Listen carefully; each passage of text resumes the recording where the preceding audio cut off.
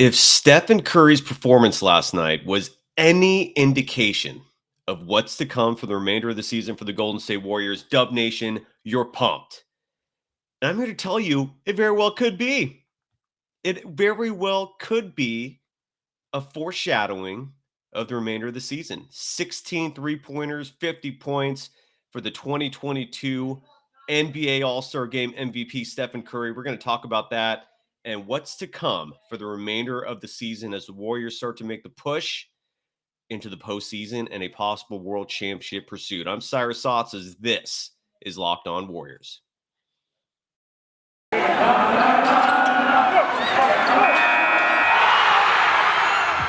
are Locked On Warriors, your daily Golden State Warriors podcast. Part of the Locked On Podcast Network, your team every day.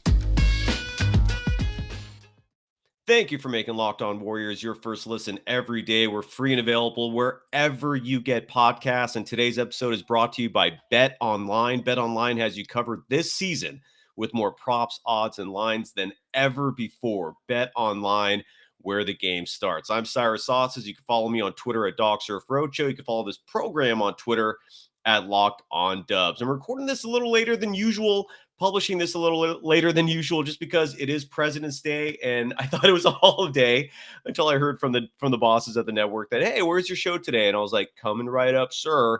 So here we are. There is a lot to talk about, despite the fact that last weekend was NBA All-Star Weekend, better known in my world as one of the most boring weekends in basketball. But this was an exception. Thanks in large part to the greatness that is Stephen Curry and a lot of other stuff. In my opinion, the two greatest Warriors in NBA history is Stephen Curry and Rick Barry, my good friend. And the reason why I don't include Wilt Chamberlain in the mix is simply because he didn't win a championship with the Warriors. I mean, he bounced around. He got his 2 rings with other teams. He's synonymous, not so much as a Warrior. And, so look, he was a Warrior. There's no doubt Wilt is one of the greatest players ever, but I just don't see him being synonymous with this Golden State Warriors franchise the way that I see Steph and I see Rick Barry. And so it wasn't just Steph having a great weekend when it comes to the Warriors. It was also Rick Barry. Rick Barry was coaching the Rising Stars game. Jonathan Kuminga was playing in that game. And Rick's team won. Of the 4 teams out there, he was coaching Cade Cunningham. So congratulations to my good friend Rick Barry, the Hall of Famer, one of the 75 honorary members of the anniversary team. Actually, I think it's 76. Wasn't there like a tie or something like that? But anyway, so nonetheless, it really was a fantastic weekend. And look, first of all, the Warriors had 5 players involved in this game. You had Jonathan Kuminga playing. Didn't have a great game. He's 19 years old. Who cares? I'm just stoked that he actually was invited and that he actually played. You had Draymond Green. Didn't play, but he was invited. He was selected as a player, his 4th All-Star game. Andrew Wiggins was selected as a starter in his first All-Star game ever. Juan Toscano Anderson was runner-up in the slam dunk contest. That's not so shabby. And then, of course, though, the greatness that is Stephen Curry. And when I say greatness, I mean greatness. I'm going to share the stat sheet, the real important stat line from that game for all the YouTube viewers. And for those listening, I'll happily verbalize just how amazing of a night Stephen Curry had in 36 minutes of play. Now, look, they don't play the most rigorous defense in the NBA All-Star game. And for many years, until they changed the format, I always considered the over to be a guarantee. I honestly have no idea what the OU was for this game. I'm guessing went over. Kicking myself a little bit for not betting that. But look at that stat sheet right there. For those of you listening, I'm going to read it to you right now. He was 17 of 30 from the field, well over 50%. 16 of 27 from beyond the arc. That would have shattered the regular season record for most threes in a game, currently held by Klay Thompson. That would have, I think, right? 14? If I'm mistaken, someone will correct me on that. Incredible. Absolutely incredible. And it doesn't stop there. First of all, he had no free throw attempts. He scored 50 points despite not shooting a single free throw, but you don't see much free throws in the All-Star game anyways. 5 rebounds. 2 assists, who cares? But 50 points in 36 minutes. Your 2022 MVP, Stephen Curry. It was an absolutely incredible performance. And for a weekend that is normally, again, in my opinion, one of the most boring weekends of basketball, thank you, Steph. Thank you, crew. And again, on top of the 5 names I mentioned, don't forget about Rick Barry again, the Hall of Famer. He was coaching one of the Rising Stars teams that won. And to me, one of the great travesties on a side note in all of the NBA is the fact that Rick's never gotten a shot to be a head coach. And I doubt it's ever going to happen at this point, especially, but he has such incredible basketball acumen. The man knows the game as well as anyone. He might not be in tune with all the latest rules or all the personnel, but when it comes to the game itself, there's no one better. Um, so it was exciting. You had 6 current and former Warriors basically stealing the show. And I want to play some sound for you from Steph in that game. Actually, before I do that, I want to share one more thing with all of you who are uh, for those of you that are watching on YouTube. And this is where if you're listening to the podcast, you're going to be deprived a little bit because I'm going to show you this image. Stephen Curry has become the master of making shots and knowing they're going in before they actually do. And I think he had like 2 of these in this game where he just heaved it up and just turned around before the ball was anywhere near the rim. And it just went clean in. And this picture for the YouTube viewers, hopefully you're seeing that right now. Rick Barry was sitting somewhere right around here. He told me that. But yeah, and the crowd had some incredible high profile, affluent individuals. Apparently, Steve Ballmer was right here, owner of the Clippers. Tim Cook, CEO of Apple, was supposedly right around here. That's where Steph was looking. So that picture was insane. What a photo. And I'm going to play some sound real quick. Sunny today is in the chat. He or she, I don't know your gender, is asking, why must every former great become a coach? I'm not advocating for that. I am advocating for Rick Barry who being a head coach because he's actually intelligent. He actually knows the game. I strongly believe he could be a fantastic leader of those men on the court. And yeah, so I would absolutely campaign for Rick Barry. I can't say that for every former great, but I do believe strongly Rick Barry would be a fantastic NBA coach. And he was coaching the Rising Stars, and again won that. He also coaches in the Big Three. But anyways, enough about Rick. Here's some sound I'm going to play from Stephen Curry. He obviously was involved in the post-game press conference and talked about just the phenomenal performance of that night. I mean, he just lit it up. So this first one, he talked about what it means to be the first the first newly designed Kia All-Star MVP Kobe Bryant trophy. And just what it meant to him. Here's Steph. Actually, before I do that, I always got to make sure that the audio is synced up, and it was not. I'm glad I double checked. All right, so once again, here is Stephen Curry talking about what it meant to win the first ever Kobe Bryant trophy. Yeah, this is this is definitely special. The first year, you got to honor Kobe and his life and his legacy with this trophy. You know, all the thought that went into it. I can't spit it off the top of my head, but I know that everything on this trophy means something in terms of his life and what he represented, accomplishments on the court, and to have it be an All-Star MVP trophy and you know, for it to be the first one, it definitely makes it special. I've only won one, and to have this one, will have a special place at my house. And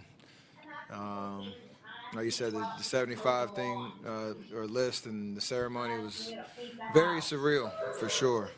Especially, I know for me and the rest of the active players that are on that list. This is obviously a dream come true, but it's something that you don't really get to appreciate until that moment at halftime.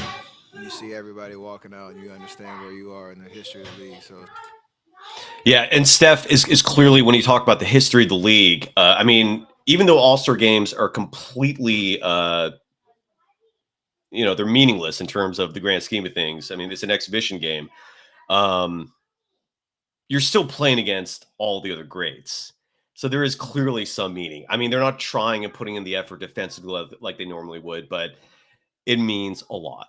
And when we come back, I'll play you another soundbite, excuse me, from Stephen Curry in the post-game presser. I'm going to address something in my chat from Aruna talking about. I'm fully aware that Tristan Thompson.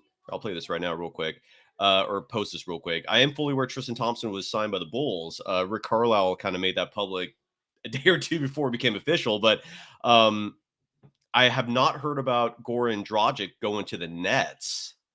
If that's true, that's news to me, and that's a bummer for the Warriors. It's certainly not the end of the world. So we'll talk about that and so much more. There's a lot to cover.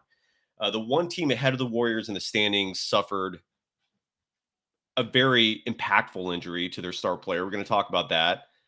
I'm going to play some sound from Andrew Wiggins as well. I'm also going to talk about Wiggins in terms of a column or story, written by Connor Letourneau in the San Francisco Chronicle. I think this was just published, and Connor's going to join me on Friday, talking about Wiggins' future with the Warriors. And in Connor's view, he doesn't think Wiggins is going to be here long term. I'll delve into that, at least touch on it briefly. But first, let's pay some bills. And one of those companies paying our bills makes some really amazingly yummy and delicious protein bars. They're called Built Bars.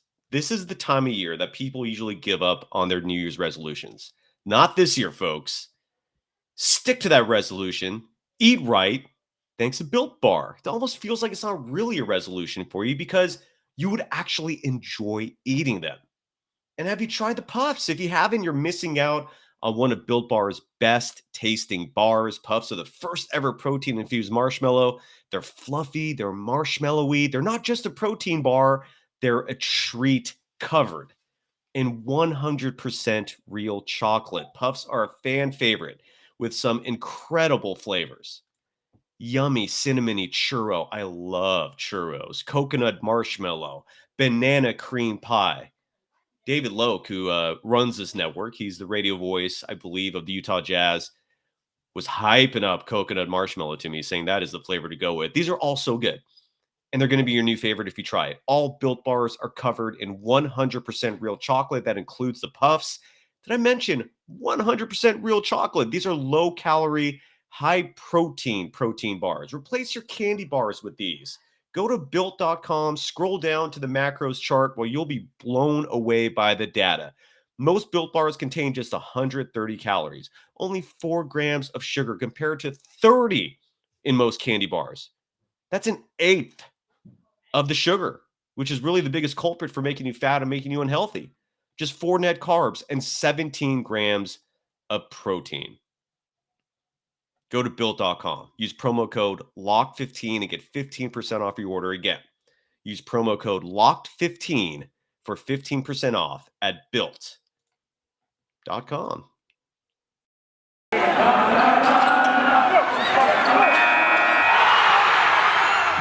are Locked On Warriors, your daily Golden State Warriors podcast. Part of the Locked On Podcast Network, your team every day.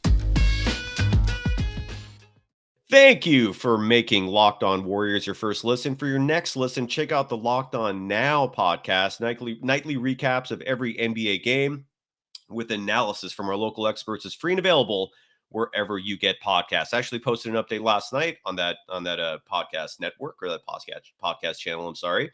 I'm Cyrus Saatsaz. You can follow me on Twitter at DocSurfRoadshow, and more importantly, you can follow this program on Twitter at Locked On Dubs. I was not aware that Goran Dragic is a member of the Nets. I have not had a chance to look that up. And I just simply don't have the resources because I'm recording this right now as I'm talking to find that out. Look, if that is true, I'm continually baffled by the attraction of the Brooklyn Nets.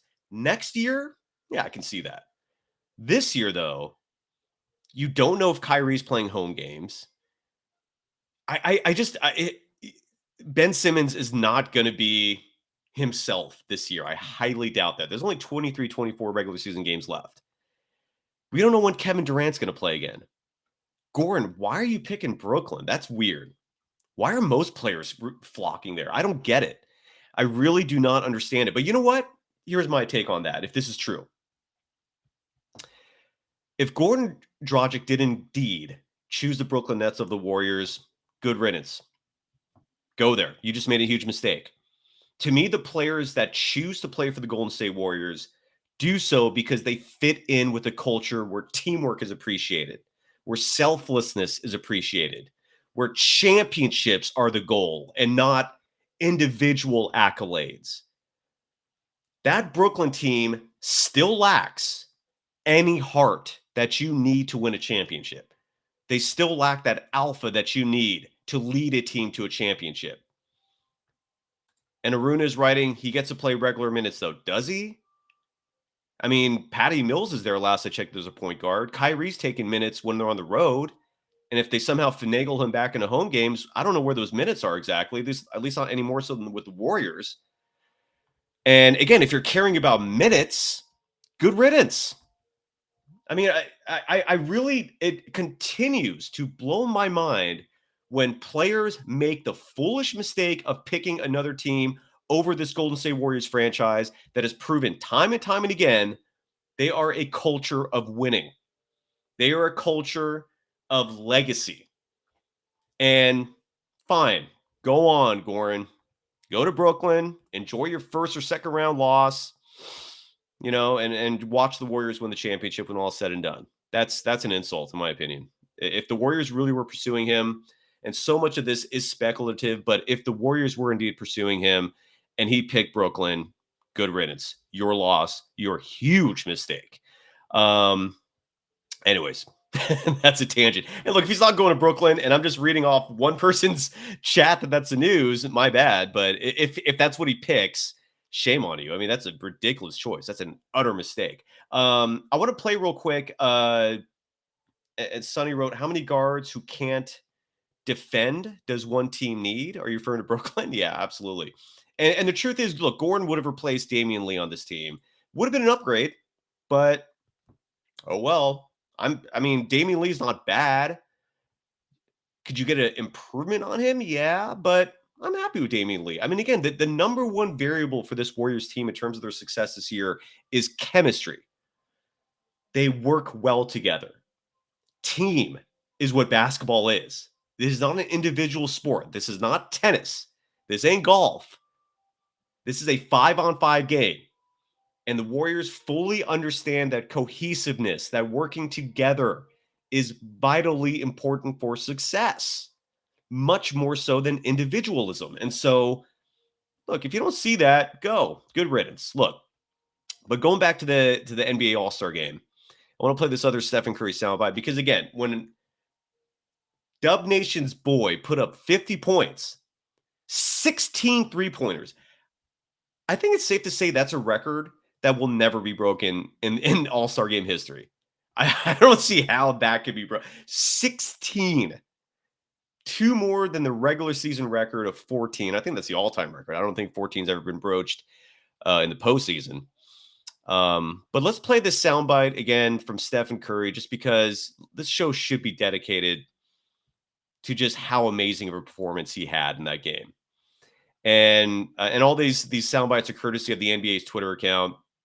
And here's Steph talking about the childlike excitement he and the other younger members of the 75th anniversary team felt sharing that stage. And before I play this, and if you don't follow me on Twitter, I retweeted and reposted a lot of this stuff. So if you do follow me, my Twitter handle is Dog Surf Roadshow. You would have seen all these incredible moments of legends past and present, all converging, hanging out, socializing together. And this is what Steph is referring to. He was on this stage, for example, where they took a picture of all the 75 members who were there and they were present. Jordan wasn't in the picture. He came late. Same with Dennis Rodman and a few others, but a lot of them were there. And Steph was standing next to Rick Barry in this shot, along with Dr. J was next to him, and then Charles Barkley. So this is Steph just talking about the exuberance of being in this moment. I would have been giggling and laughing nonstop. And this is Steph. It definitely took me back to just growing up watching the game. Myself, there's a moment we were out there, like we didn't want to leave the stage. I don't know if anybody saw. I was just enjoying the moment, like with me, D Wade, CP, Bron, Giannis. Um, Somebody else was over there. We were all kind of just acknowledging how like kids in the candy store, like laughing at just what was actually happening and what that accomplishment actually means. And you look around and you see all-time greats that we looked up to, coming up in the game. So I couldn't stop smiling. I don't think I will for a while. Just you see the names on the list and you understand, like, and appreciate when the announcement came out. You made the team and all that. But when you see them in person and you feel like the aura of what they were and are in terms of the history of the game, it's just a whole different experience. So Yeah, and I completely understand. I mean, I would be pooping my pants probably if I was in that situation. I would be so ecstatic to be surrounded by that many legends. Every single time I host my other podcast with Rick Barry, and especially when he brings out his Rolodex and brings on some massive, huge guests, I just sit there in awe. And then Rick's always like encouraging me to jump in. And I'm like, yeah, sure. But look, I could just sit here and watch you and whatever legend we have on, whether it's Gary Payton from the last show or Sleepy Floyd, my childhood hero. It's incredible. And I can understand Steph's excitement. And that's one of the many reasons why we love him. So when we come back, I'm going to talk about the standings, what's to come for the second half of the season. The Phoenix Suns have a very serious problem. And the question is, should the Warriors pursue that top seed? We'll talk about that and so much more.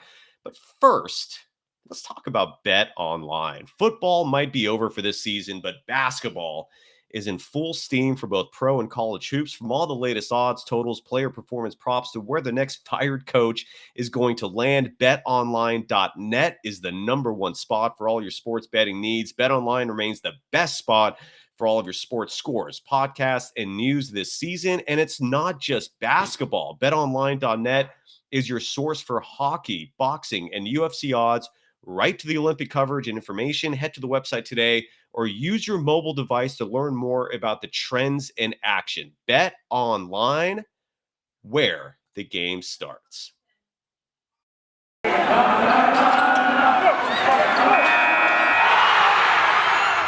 You are Locked On Warriors, your daily Golden State Warriors podcast. Part of the Locked On Podcast Network, your team every day. Thanks for making Locked On Warriors your first listen every day. We're free and available wherever you get podcasts. I'm going to play that Andrew Wiggins soundbite in just a second where he played in his first All-Star game. Congratulations to you, Andrew. But first, I want to talk about the fact that Chris Paul has a broken bone in his thumb. He suffered that, I believe, last Wednesday, and he's going to miss 6 to 8 weeks. So let's say it's not the absolute optimal recovery timeframe for him. Let's say it takes 8 weeks. Translation, 2 months. 2 months. That means we're talking about first, maybe second round of the playoffs. Probably first round of the playoffs is when he's probably going to come back. Then he's got to get his conditioning going again. Point being, the Phoenix Suns for the rest of the year no longer have Chris Paul in their lineup. So the question is, the Golden State Warriors, who are 6.5 games back of the Phoenix Suns, and they really drop behind fast and hard in a hurry, but is it worth chasing them now? And Roland, you're writing your comment here, which I'm going to publish. You wrote, getting healthy and getting the playoff rotation minutes with each other is a priority for the last 24 games. If the number one seed happens, it happens. Could not agree with you more. That is my sentiments exactly. This is a tested and true Warriors team. They have a lot of new players. They also have a lot of veterans who have been there many times. And it's just not worth it. It is not worth expending unnecessary energy to pursue that top seed. If it happens, I totally agree. Great. But if it doesn't, if there's any team this postseason that I am not worried about in terms of not having home court advantage, it's these Golden State Warriors. And especially when the postseason comes. And again, I tell this to Dieter all the time. I have never seen this team, when fully healthy and fully hungry, with a strong sense of urgency, lose in a 7-game series ever. 2016, I hate bringing that up, but God, man, I always get depressed the moment I think about that NBA Finals series. But I will say this: they weren't healthy, and Leandro Barbosa told me himself, and other players have admitted this in the media through various interviews, that the pursuit of the 73 win record took a toll. It wiped him out. And look, obviously, if the NBA doesn't rig that series and doesn't suspend Draymond Green retroactively while leaving LeBron in there, one of the biggest jokes in NBA history. This is a moot discussion, but it happened. They blew that 3-1 lead, thanks in part to the NBA helping LeBron out. But nonetheless, they were tired. Bogut was hurt. Iggy was hurt. Steph was hurt. So when they're healthy and their urgency is there, this is a all-time great team. All-time great. They had the greatest 5-year run in NBA history. So I am totally in with anyone who agrees, and I'm that it's just not worth it. But with that said, could they? Yeah. Because this is how the Warriors work, all right? It's not like they ever take games off. But this time of year, coming out of the All-Star break, Dieter sources say that James Wiseman's going to come back on March 1st. Draymond Green is expected to come back very soon. Rick Barry told me he talked to Draymond for a long time. He talked about Draymond and Steph during the All-Star weekend. And Draymond told him he feels ready to go. He feels great. 100%. That's what he told Rick. So I think for Draymond, it's just a matter of conditioning and getting him ready. But this Warriors team, come March, April, they're going to be pushing hard. They do believe in momentum. They want to go into the playoffs with momentum carrying them in there. Because one of the things with the Western Conference this year, and really the whole NBA, is parity is here right now.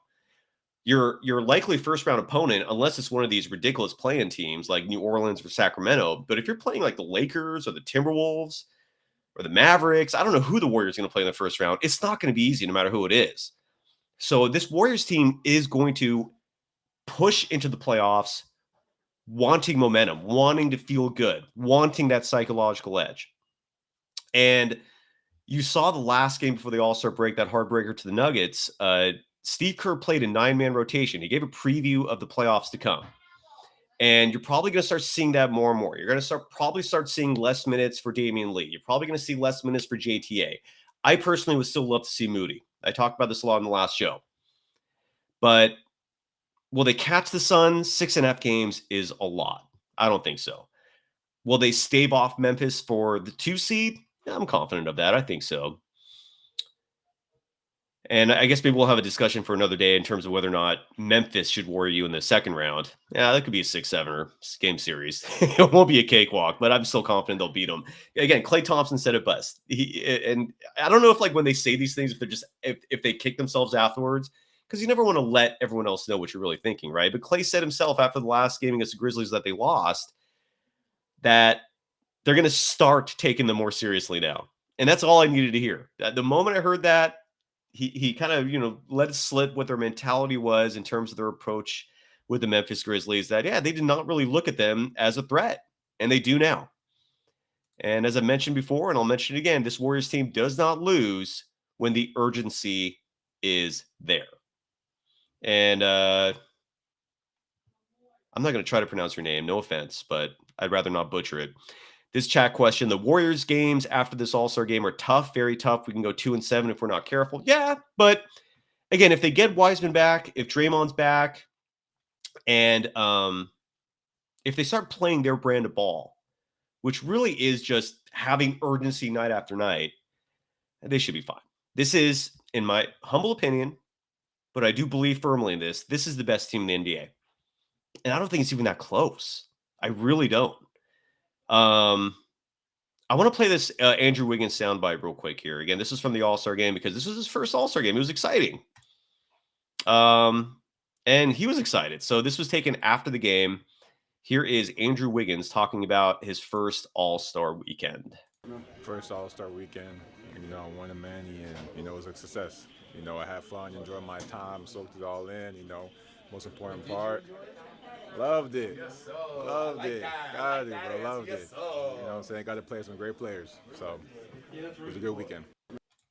You damn right. The future of the future of Andrew Wiggins is there's going to be a lot of speculation about that in terms of his contract and what happens when it's up. On Friday's show, I'm going to have Connor Letourneau of the San Francisco Chronicle. He's been the Warriors beat writer for a long time. He finally just gave that position up. He's now going to be their enterprise reporter, meaning they're giving Connor a lot more creative freedom in terms of the content he produces. He's going to be doing a lot more investigative pieces, profile pieces, and the new beat writer we'll have on the show soon as well. But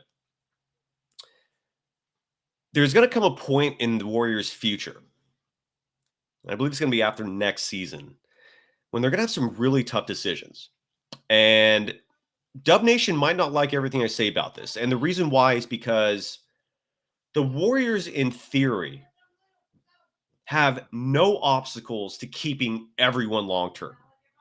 The question is Joe Lacob going to be willing to spend close to $500 million on 1 year's payroll? We're considering Jordan Poole's extension going to be kicking at some point. Kevon Looney is an unrestricted free agent after this year. He's making $5 million a year right now, if I'm not mistaken, and he's going to want at least that, and he's going to deserve that after his performance this year. Andrew Wiggins makes a ton of money. Here's what I will not support is paying Wiggins the max amount he's getting now. All-star starter, fantastic. Clutch performer, perfect fit for this team, all yeses. Are you worth $35 million a year? No. Especially when Jonathan Kuminga could take those minutes, especially when Moses Moody could take those minutes. I don't want to lose Wiggins. And I really hope Lacob and company, who are, again, billionaires, they can easily afford it. Never tell me a billionaire cannot afford the payroll of a professional sports franchise. Do not ever tell me that, because that's a lie. It's a blatant lie. But they're businessmen. They can be frugal. I don't know what they're going to do. So on Friday's show, Connor's going to break a lot of that down, because he's been working a lot, and he's like really excited to come on and talk about this, because he's been doing his work. He's been doing his research. He's been investigating. And according to him, there is going to be an odd man out. And again, this is where like myself and a lot of you will disagree. You're saying Joe Lacob will be mad to pay all that money. Really? Then sell the team. Give it to someone who is willing to pay that money. You're a billionaire. There have never been more billionaires on this earth than right now. Someone else will buy this team and spend the money if you make that a stipulation. I do not cry tears for billionaires spending money to keep a championship team. I just don't. I do not. And I don't think he'd be mad, because I think if you're a sports owner, I grew up in the days of Eddie DeBartolo. Call me spoiled. I grew up with one of the greatest dynasties in sports franchise history, the San Francisco 49ers in the 80s and 90s, which also meant I grew up with the Warriors during that time period. So I understand pain and suffering, Dub Nation, more than anyone who is not my age, right? And all Eddie D cared about was winning. That's it. Didn't matter how much it cost. That's all it matters. So that's my mantra, because money should not matter to a sports franchise owner. And when you have a run like this, where they have the greatest 5-year run in NBA history, the Piper's coming to collect, and you got to pay. That's the price. Either you pay, or you are not at that optimal level where you should be winning world championships, and instead you're just a playoff team who might win a world championship. That's the difference. And you're right, there's a difference between pragmatism. You're right, most of these owners, most people get rich because they're frugal, because they watch what they spend. I don't doubt that. But any owner that treats a team like a business fails. You have to treat it like an organization where you have to spend to win. That's the bottom line. And I am not someone, again, who sympathizes with billionaires in terms of saving money. Don't come to me for that. All right. I'm sorry. Just not going to. So the moment's going to come where they might lose Wiggins, or they might lose Jordan Poole. There's some tough decisions are going to be coming here in the near future. And that's what Connor Letourneau is going to talk about. That's going to be on Friday. tomorrow's show is going to be a roundtable. We recorded this over the weekend.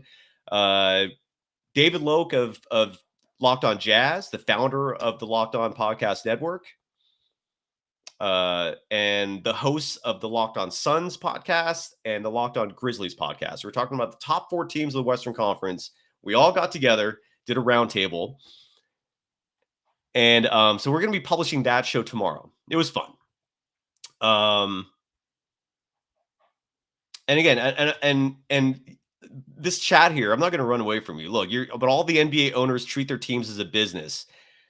I do understand that, but we've also never had a scenario where a team was this successful with a 5-year run like this in the current cap system, where in order to sustain the success, you have to spend that much more money. No team's ever been in this situation either. Joe Lacob is in uncharted territory right now. So the deal he's going to have to approach, what he's going to have to face, the reality is either I spend a ton of money that I can afford. All right. And this is where, again, I'm not crying tears for them. He can afford it easily, might I add. Okay. The question is he willing to?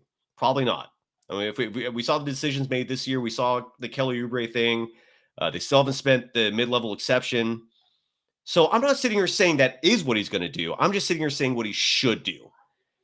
And so we'll have that debate. And look, and just so you know, for any of you wondering, Connor and I have already had this discussion, and we're both on the same page in terms of the reality of it. Connor does not think, and he'll get into this more. I'll save that for Friday. We'll talk about it in great detail. But look, Tuesday's show will be a roundtable. Wednesday's show, I have the greatness, Mr. Elevation Sensation himself, Tim Roy, coming on the show. That should be really fun. He is one of the most underrated broadcasters on the planet. He's the voice of the Golden State Warriors. I'm ecstatic that he's coming on. Dieter is going to join me on Thursday, and then Connor will be with me Friday. Dieter might be there as well. We'll find out. That's the week. And I'm sorry again for the late show, folks. Hope you enjoyed it. Congrats again to Stephen Curry, all-star MVP, my man. He is just such a humble dude. I've interviewed him a couple times. I've been around him. All I can tell you is Stephen Curry has an energy that is incredibly contagious. It's an incredibly positive energy. And the dude, whether it's mental or physical, is just like this. He's a hamster on a wheel, just going. And it's his energy that I feel like is what makes him so great. It's just people just can't keep up, whether it's on the court or off. He's just going. But he's got this insane energy coupled with positivity and just a great vibe. And we here in the Bay Area and people who consider themselves a part of Deb Nation we're stoked. We're lucky that he's a part of this, that he's leading this. And congratulations to Stephen Curry for winning the All-Star MVP, for scoring 50 points, making 16 3-pointers. And just to wrap things up, a question from Sanders: who do you think we will face in the Western Finals? Phoenix Suns. If the way things go now, it'll be Suns, Warriors. Warriors will have a semi-tough second round against the Grizzlies. And then I actually think the Suns will be easier than the Grizzlies. That's my prediction. Take it for what it's worth. Anyways, I sincerely thank everyone for watching and listening as I do. I am so grateful for all of you. You can follow me on Twitter at DocSurfRoadshow. I do respond. There's nothing in my mind that makes me think I'm better or more special than anyone else.